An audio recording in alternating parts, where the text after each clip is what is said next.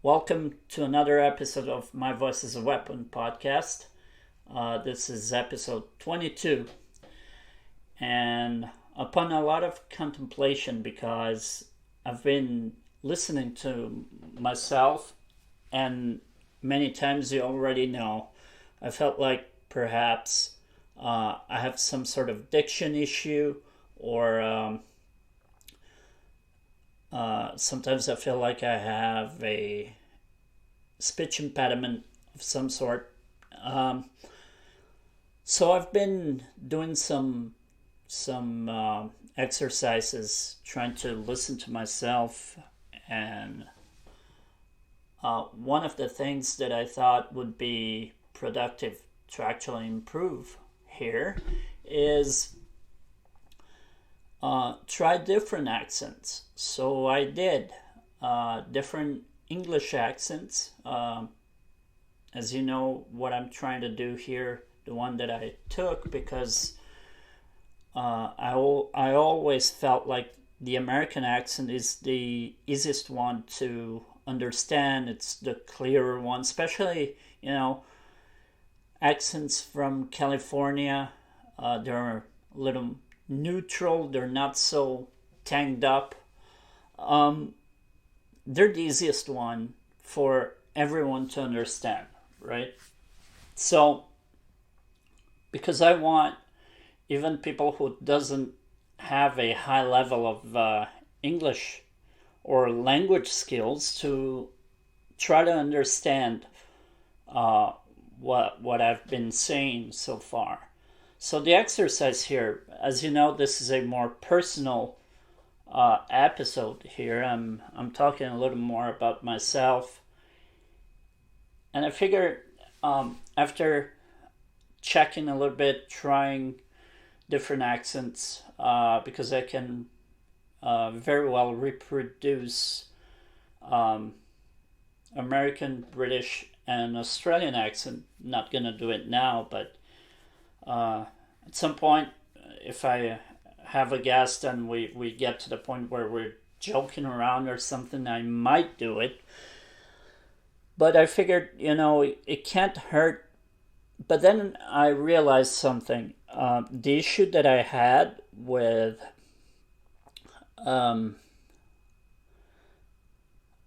my diction was not as much as the way that I speak, but how perhaps sometimes I raise my voice way too loud, way too high, and that compromises the quality of the sound. I already don't like the way my voice sounds, but that has nothing to do with diction or the way I pronounce certain words. I think it's more because I started thinking maybe if I change the accent and do it in a different accent, it's gonna be better. But I don't think that's what I have to do here. I just need to find the right way to where the volume levels of my voice don't get too loud. I need to work with that because since I'm actually listening to myself at the same time with the headphones, which is completely different from listening to yourself speak without headphones, because it makes it a lot closer. You're actually getting a different vibe from when you normally speak to people. So I think what I have to do here is just adapt my the volume of my voice, and also sometimes because that's another thing that I noticed a lot is because I don't sit still, so at times I move and I get closer to the microphone and then I get further away. So that also has an impact on the quality of the sound. And it makes a difference to when I'm listening to myself say certain words, because I can listen to myself say the word in a certain way and then I repeat it and it goes a lot better the second time. So I think it's just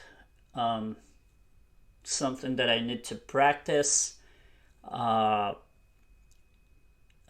because let's not forget that this podcast is intended for everyone that wants to listen to me, to be able to listen to me and also understand what has been said. So it's very important to me that everyone understands everything I say. And I have a couple of people close to me that listened to the podcast and said that sometimes they couldn't hear what I said or they didn't understand because either the volume was too low or too loud and some words got mixed in. So I need to work on that. I'm trying to improve that part of the process. Now, something else that I wanted to bring up.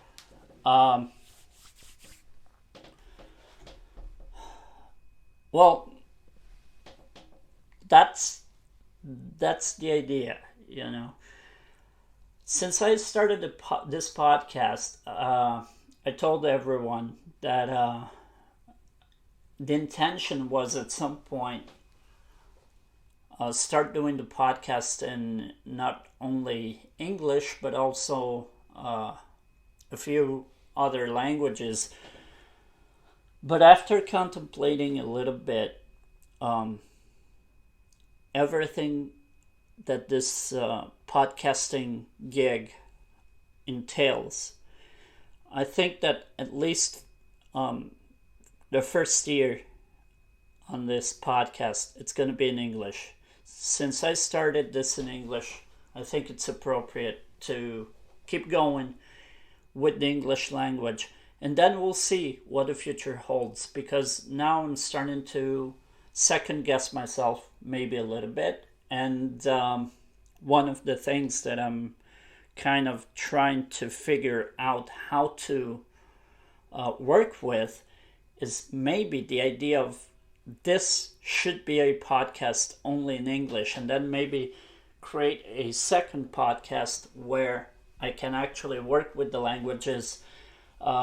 Perhaps make shorter episodes, and do something a little bit different for a different type of demographic. Right now, as I said, the best part of this is that this podcast is growing, the audience is growing. Not very quickly, but there is a growth, significant growth since the start. We surpassed the 150 downloads, which means there's over 150 people actually listening to this, and we're reaching out to 12 countries, which is awesome. It's great. Now, that's the thing. The growth has been very broad, but 12 countries, but only a few listeners in each country. So I wish that in each country you guys can help the growth of the podcast. Tell your friends to listen to the podcast, at least try it out. You know, if they don't like it, they don't have to absolutely listen to it. But let them know this is someone who wants to, not only I want to be listened to, but in the future, as I said, if there's the possibility of having guests and sitting down having conversations about what they think about the whole spectrum in the world, everything that goes on, not only politically but socially, in every aspect that we live. As I said, I would like to explore the different ideologies because there are so many that we don't even know exist, that I would like to explore how those ideologies work. No, we know ideologies can be something that go to the extreme, but it's not always necessary to be ideological and extremist on that ideology. As I said, I have my own ideology, but I'm absolutely not an extremist, and I believe that with time, perhaps I might change my mind either just a little bit or completely, or maybe I don't change my mind at all. Now, that doesn't mean that I did not evolve. It just means that perhaps I'm headstrong in those ideas, and I don't think those ideas are necessary to be changed. Maybe I change my mind about other things. So that's to capsize. I think I've been pretty straightforward to what I want to achieve with this podcast. Try to get people to make sense again, right? Try to make people understand that there are ways to run things without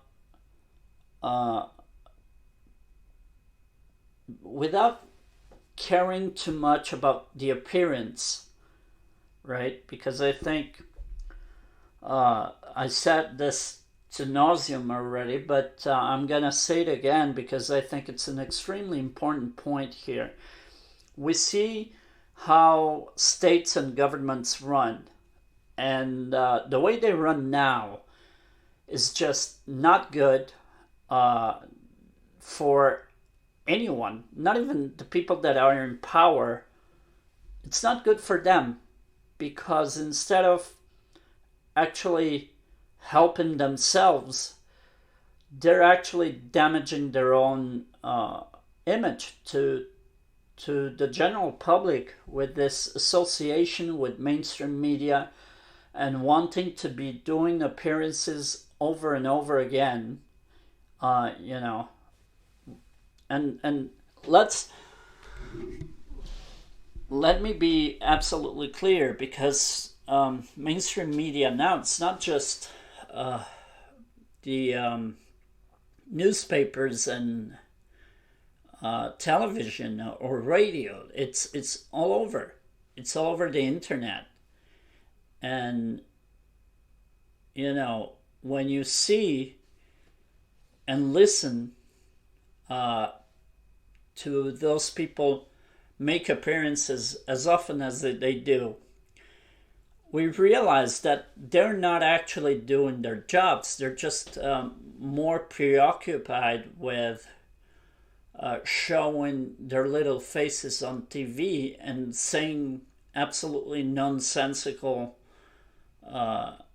things that nobody understands. I don't think they don't even understand what they say sometimes, because they overcomplicate their own language to a point where the message just doesn't mean anything. Because if nobody understands you, understand there's a lot of people that are not very bright in the world, but if absolutely no one understands you, and that means including the smart people, then you're the one with the problem, not everybody else. And I think there's this perception from the outside that they think that when they speak like that, even though they don't even understand what they said. They think it makes them sound more intelligent and more. No, it doesn't. Let me tell you something. You go to someone and tell them straightforward what the country needs to improve and to be better and to have everybody happy, and they will more times than not approve of your message. Even if they don't agree with everything you said, they will say, okay, well, at least I understood what was said. I understood the message. I got what was intended behind the message.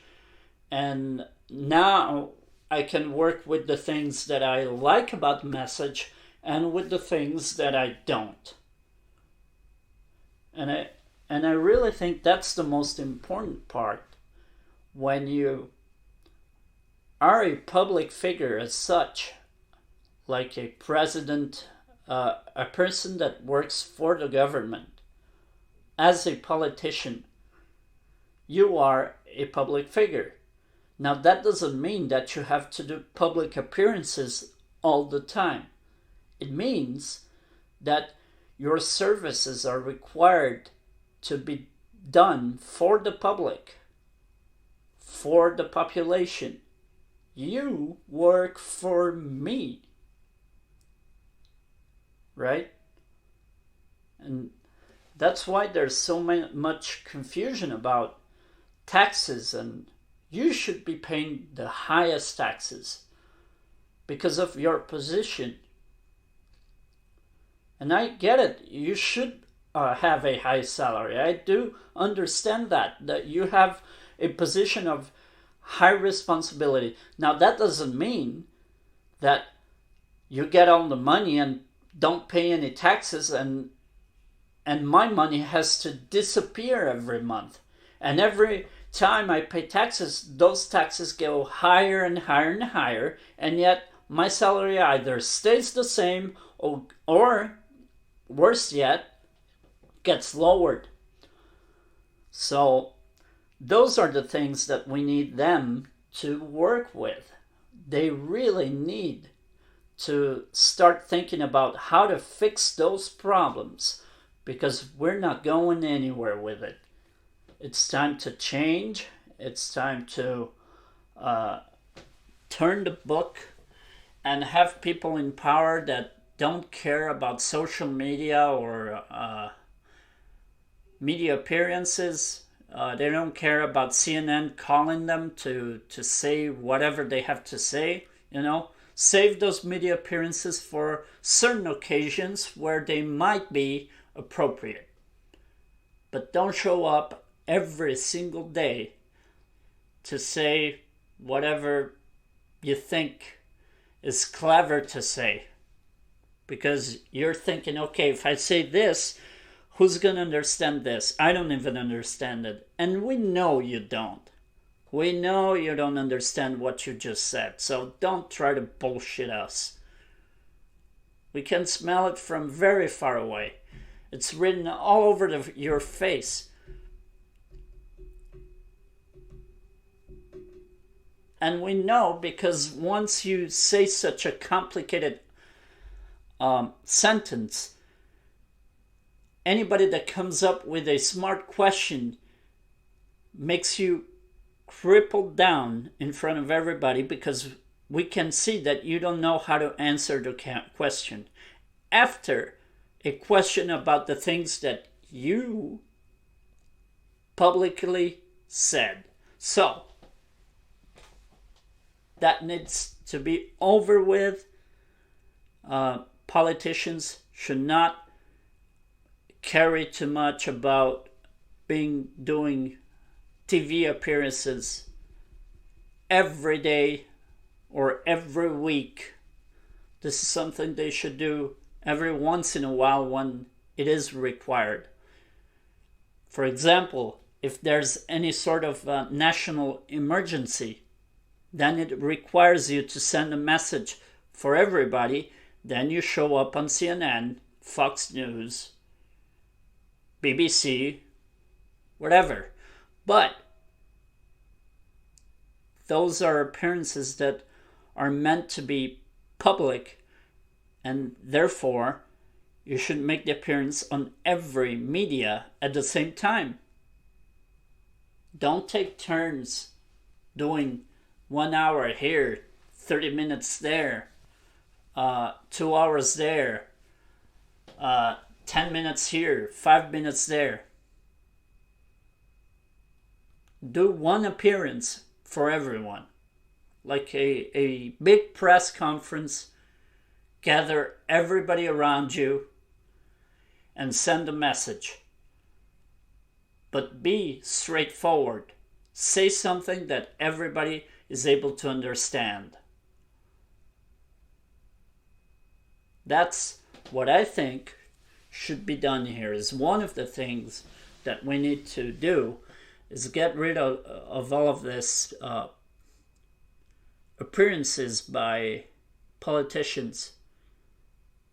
Because then the end result is always the same. We listen to a bunch of empty promises that don't mean anything because they're not going to actually work on it. Because what they think is, I'm going to say this, and even though I'm not going to do it, it's just so that I get some more votes. Because that's the whole process. They only think about the next election and how many votes they're going to get. It's over. That system doesn't work anymore. We're not going to vote that way anymore.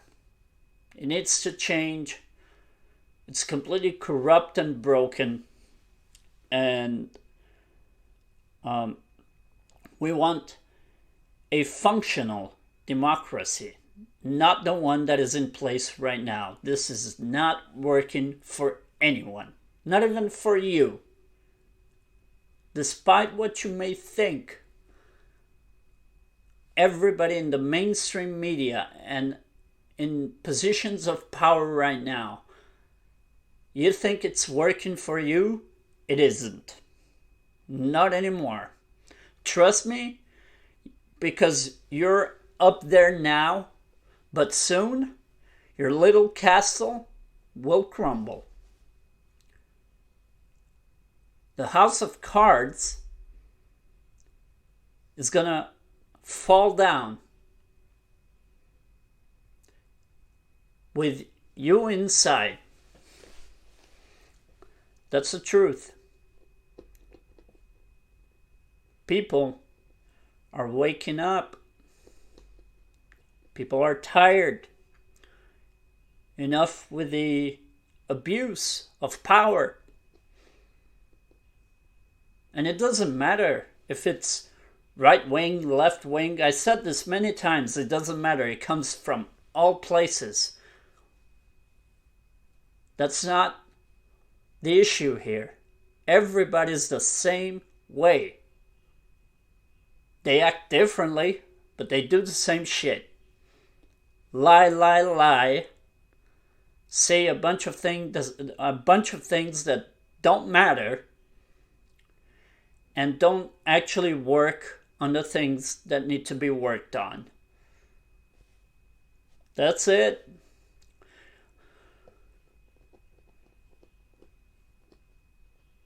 We need serious change. The only way we can do that is start acting in ways and reacting in ways where we break their system even more until they realize that they're not powerful anymore. Now, please take this. Yes, take this literally. I'm not talking about violence. I'm not talking about going and threat anybody or try to shoot someone or no. Nope. I'm not trying to group a resurgence group here. Nope. That's not what I want. We need to do this peacefully and efficiently. Get them off the pedestal they're in. The only way to do that is one of the ways. We're going to find more ways to do it. We don't know yet, but there are more ways to do it. One of the ways is what the Redditors did a couple of months ago to Wall Street. That's one way. There's others. There's a bunch of ways to break the banks. Break them. Break them. We should find a way to break the banking system around the world and make them feel the desperation that a lot of us feel.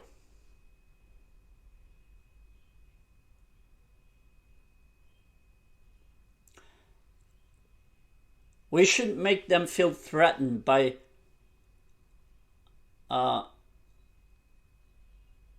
the possibility of them losing everything they have and becoming and making them live in extreme poverty so that they realize how many people around the world are living now. That's the message that I have. They will crumble. And they will apologize on their knees. And we don't need violence to do it. We don't need guns or war to do that. I'm not against guns. I understand countries that give rights to its citizens to own guns. Fine. Because I know that if you want to have the right to defend yourself, if you need a gun, you need a gun. Especially because if there's a threat of a government attacking the population, which, trust me, it happens. Maybe not to us, but in a lot of places it does happen.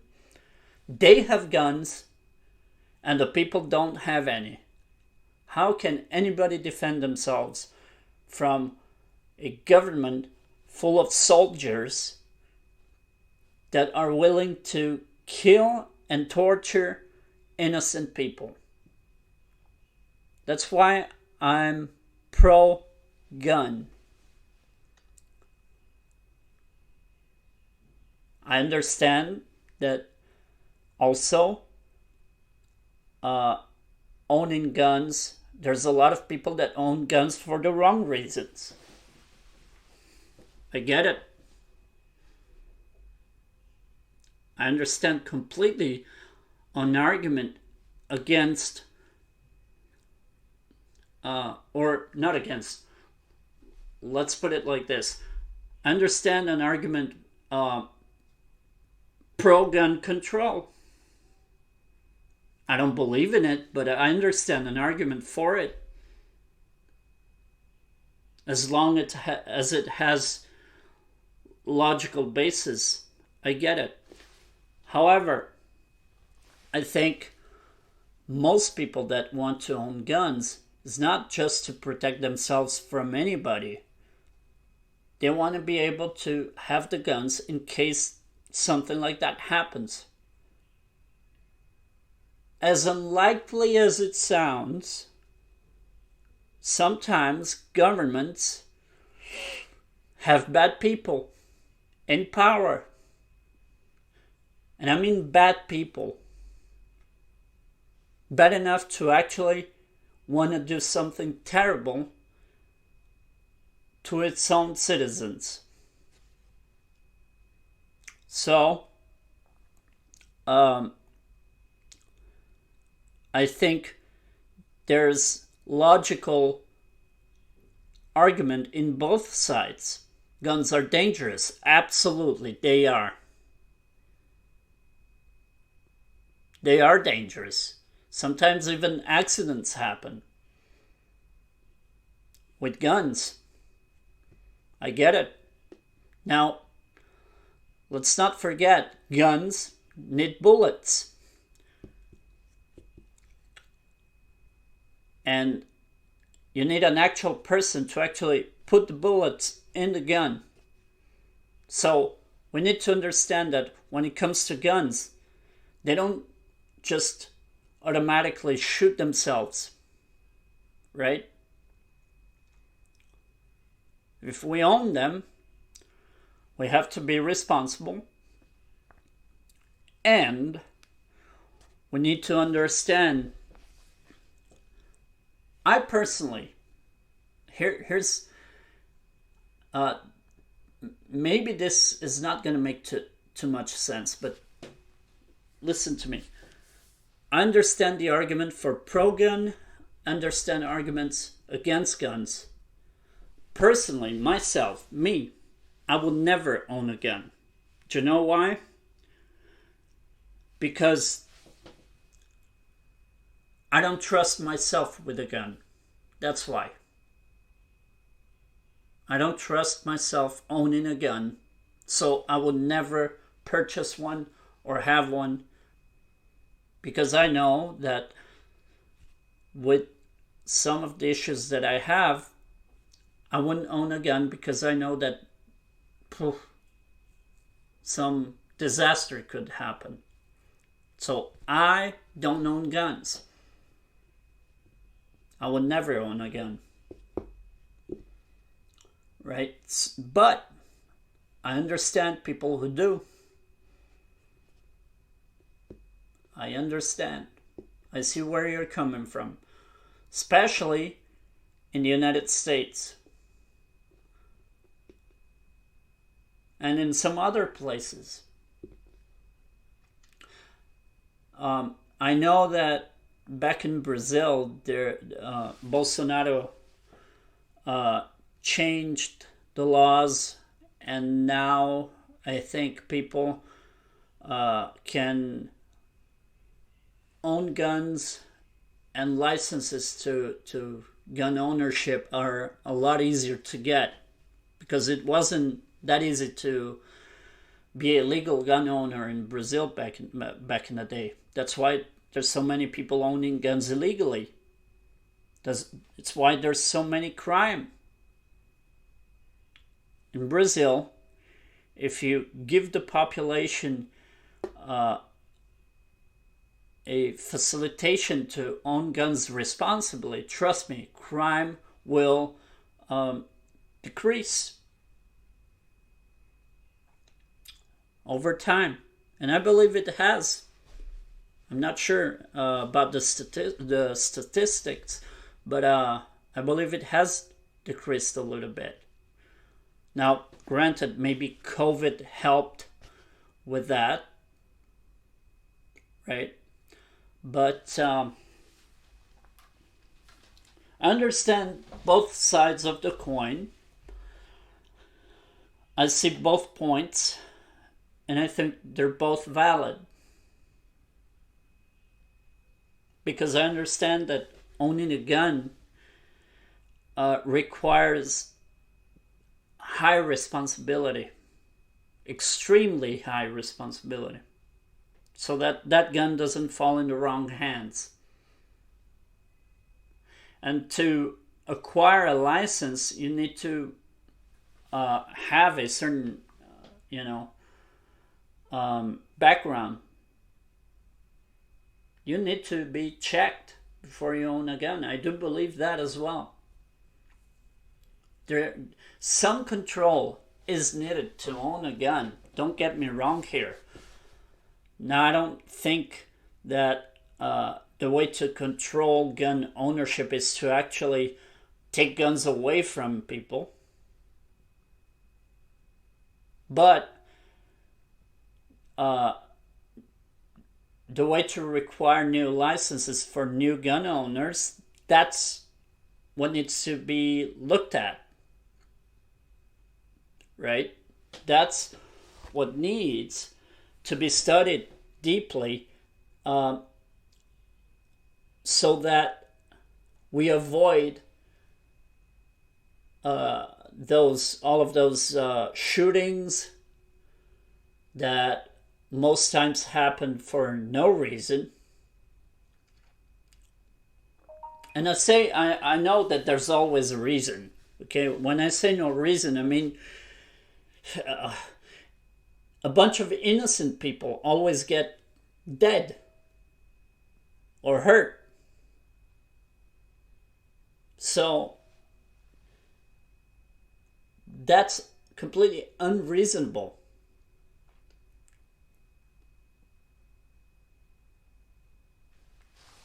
That's what I think is important.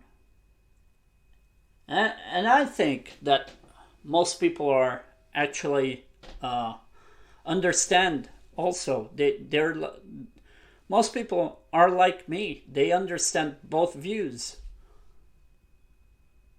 You want to be able to defend yourself in case something happens, because it is unlikely that a murder will show up at your doorstep, but the possibility is there. So you need to be able to defend yourself and your family and your property. I think that's very important nowadays. And I think it's time, because this conversation about guns only happens in the United States and maybe in Canada, but I think it's time to start talking about gun ownership globally. Why is it that everything is going global except stuff like this? So we need to perhaps think about that and remember from the get-go, we need to take their power away peacefully and legally. That's a key word.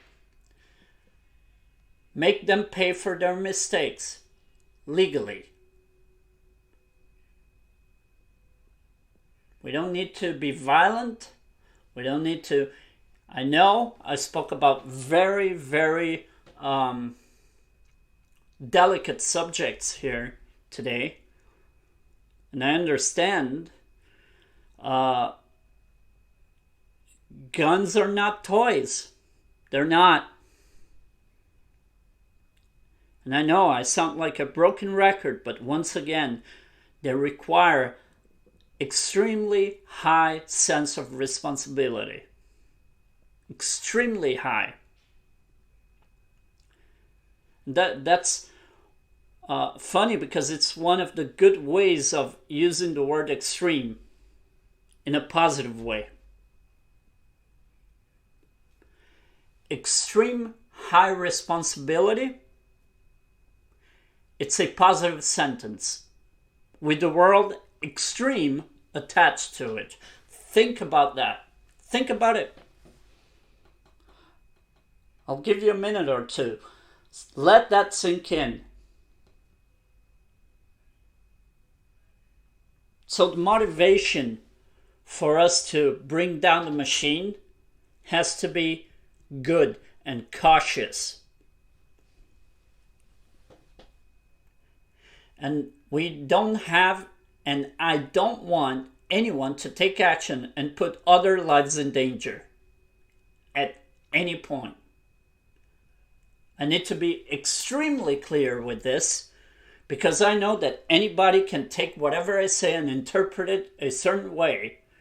And then, oh, we need to silence this guy because he caused this guy to kill a bunch of people. I ain't taking responsibility for that. That's not why I'm here, and that's why I'm extremely cautious with the things that I say, and it is why I talk about high responsibility a lot, and it is why I say that I fully understand both sides of the gun control debate. I get it. They can both be right and wrong in many aspects. All right, I'm gonna wrap it up. Once again, thank you very, very much, and I will see you next time.